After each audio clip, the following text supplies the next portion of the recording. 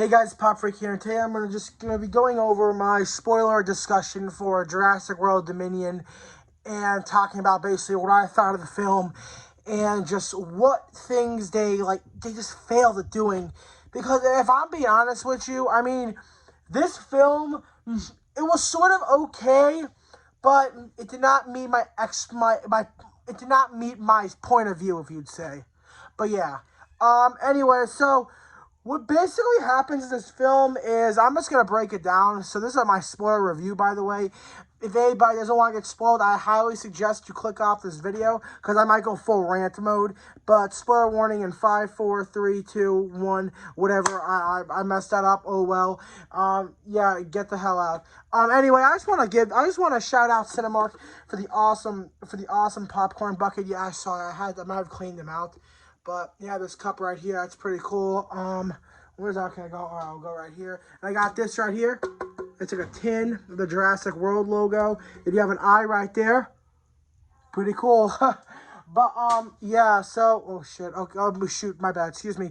Trying to keep PG here, but I just messed up. But oh well, that's a slang word. Really, I swear. Anyway, it's like 9 o'clock where I'm at. I just came back, bro. So let me just explain what happened because it's honestly, I mean, it's an interesting route. So basically what happens is like dinosaurs and stuff. I'm just going to break down the entire movie from best I can remember. But what basically happens is for the first like hour or something, it just shows them like, oh, I have my ticket on me too. Excuse me. Okay, I'm jumping off topic. It just shows the dinosaurs like where they are after the events of Fallen Kingdom. Like it shows them like roaming around the earth, causing mayhem, causing that, which is highly expected once you let all animals roam free on planet Earth. Yeah, you think they're just gonna sit there and like chill? No, they're gonna cause mass effects. So like I don't know what they expected, but it really, I thought the movie was going to be about them catching all the dinosaurs or, like, revisitating them, like, putting them in a new home. They sort of did that, but we'll get to that in a sec. But the main focus on this film was this little girl. Apparently, she's, like, a very special girl. I get it was, like, Claire and I think, oh, yeah, Owen. It was Chris and, like, Owen's, like daughter or something. I don't even know if you consider it her daughter because she was like apparently she was like home. She was a clone basically. I honestly didn't understand it, but it basically these hoodlums I think kidnapped her, so they had to go on this giant goose chase trying to find her and stuff. They traveled on a big plane. The plane crashed in the water. There was a dinosaur that apparently could swim underwater. That was a whole crapshoot. Yeah, no one ended up dying though. But honestly, I gotta give props. I don't know her name, so just excuse this. But the black girl in the film, she was really good. I liked her role. I liked how she did it in the film. It was really cool. I mean, she almost reminded me of that, or she reminds me of that girl from Lightyear. That hasn't came out yet, but she has like a ship and stuff like that, and she's black, she's like an engineer and stuff. But her ship was really cool. It was like basically. It's like a piece of junk, if you'd say, that could actually fly. No offense. But still, anyway, that's the point. They get to the lab. I think some guy with a beard, I forget his name, and this other girl, they try to obtain, like, some DNA to try to, like, fix these, like, bugs because they're apparently, like, eating up all the crops and food and animals and stuff, and it's going to basically deplummet the entire food chain. So they end up getting the substance. They end up, fixing and stuff. And there were really some cool Easter eggs that I actually noticed myself. When a dinosaur like put his head through the door, that was a reference to The Shining when he's like, "Here's Johnny." You know, that stuff. That was a cool reference I found. I also liked when they were also finding the Gigamosaurus. I think that's what it's called. I liked how there's like a circle and the T-Rex like walked through it and he like reenacted the logo. That was really cool. That really I was like, oh, I see what they did there. That was pretty smart actually. But like they get the girl, they get the DNA. Oh, and they didn't just steal the girl, they also stole Blue's baby. so they had to get her back. It was pretty funny. First of all, I just want to say Dr. Ian Malcolm too in the movie. He was amazing. He was excellent. I loved his jokes he made. I loved how he handled the girls. Just his smart ass talk was amazing. I honestly love the guy. The guy was so good in the film, and I really wish I could see more. Apparently, this is the last film in the Jurassic World universe, but let's be real, with HBO Max and Disney Plus, I would not be surprised if we get some sort of spinoff coming soon. It happens now and then, or that's basically in the timeline for movies now. But anyway, off point, back to it. So, they go to the facility, they get the girl, they get Blue.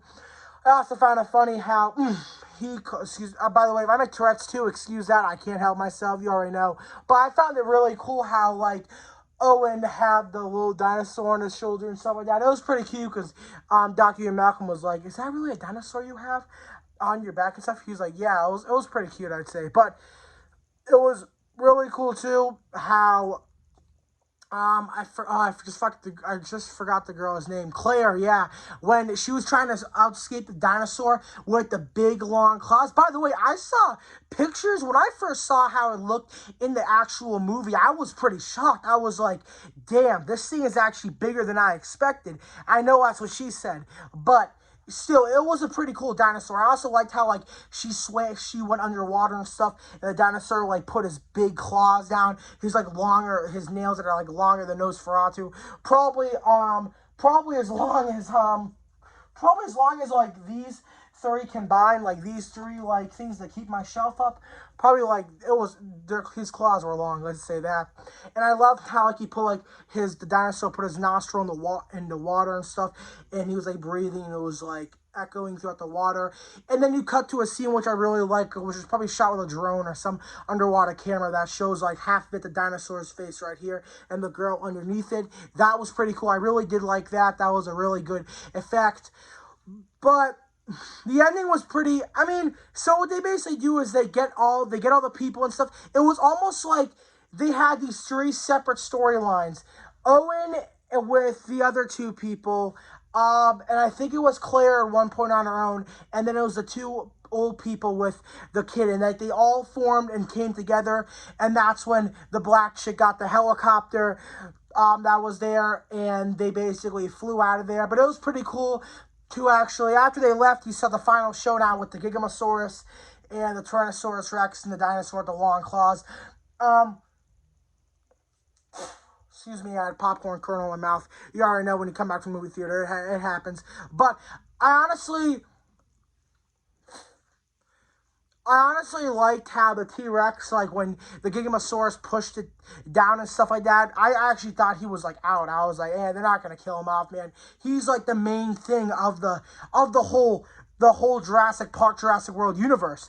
So I find that pretty cool because what they did was when the Gigamosaurus was fighting the dinosaur with the big claws, I forget his name, sorry, I'm not really good with dinosaur names. One, they're hard to pronounce, and two, I don't really know that much about dinosaurs. But I really did like how when the T-Rex got up, he just, like, hit him like that, hit the dinosaur, like, just snapped him, just hit him like that, and then the dinosaur fell right into the dinosaur, the big claws, right into its, like, body, basically, like, piercing him and stuff.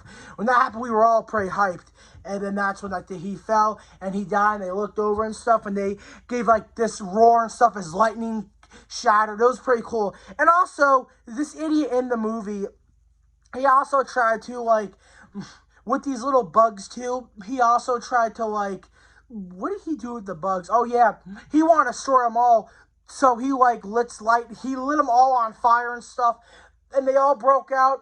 They're like a big storm going around the entire facility, lighting up fire, dude. It was a shit show.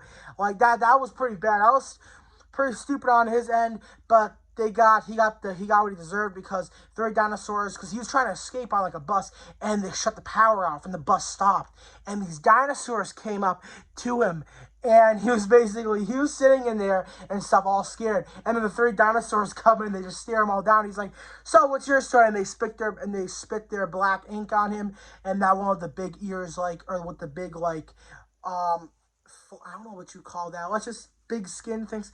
I'm not sure what they're called, but he basically gets eaten off camera and stuff. But yeah, I mean, and that's really like actually what happens in Dominion, from at least what I know. Like I don't know what to say. I mean, it went every possible way. Oh, and by the way, in the ending too, they basically explained like how, oh my god, they were like, oh, we can't get all the animals to come back, so they're just gonna have to fit in with reality and stuff like that, like what normal everyday animals do. Basically, they want us to like believe the dinosaurs are like elephants when they're really not. They're just like in a pack. I don't know.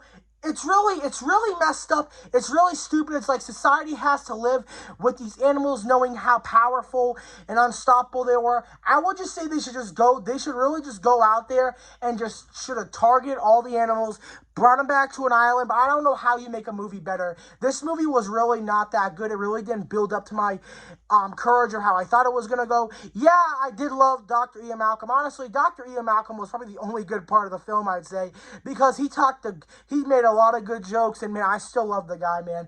He is so cool. I really thought for a second when he stabbed one of the dinosaurs in the mouth with like the fire, I really thought the dinosaur was going to eat him. I was like, there's no way he's going to sacrifice his life. There is no way they're going to pull that on us. But yeah, I mean, honestly, like, I really don't know, like, what, I don't know about the film. I mean, yeah, it was okay, but, I mean, it just really wasn't, like, what, it really, like, wasn't, it really just didn't build to my approval. But, I mean, hey, I'm not saying you shouldn't go see the movie, like, with Morbius. You should definitely give it a watch, because, honestly, I'm assuming you've watched the first Jurassic World film, which was pretty good. The second one sort of did bad, and this is just downright trash. But, honestly, people really rely on the Rotten Tomatoes nowadays to determine when they want to spend their money in the movie theater or not.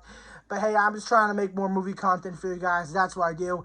But yeah, I'm going to end this video off here. That's my review of Jurassic World Dominion. Definitely go see it if you're a fan of Jurassic World, or if you actually want to believe how I think about it. Yeah, don't see it.